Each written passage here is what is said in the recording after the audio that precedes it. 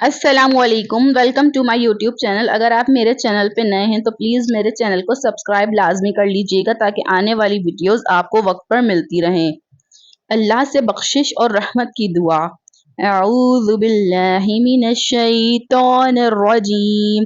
बिस्मिल्लाहिर रहमानिर रहीम।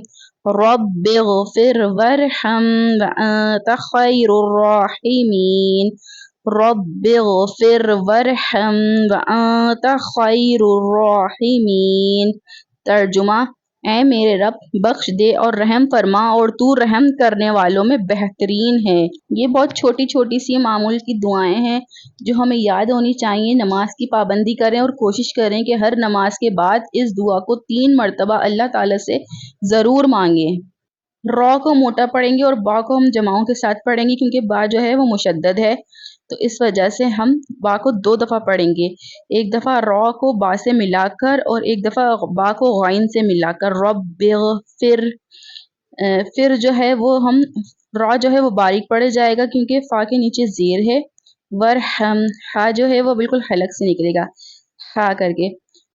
ता का जो नून है वहाँ पर हम इख्फा करेंगे क्योंकि नून साकिन है।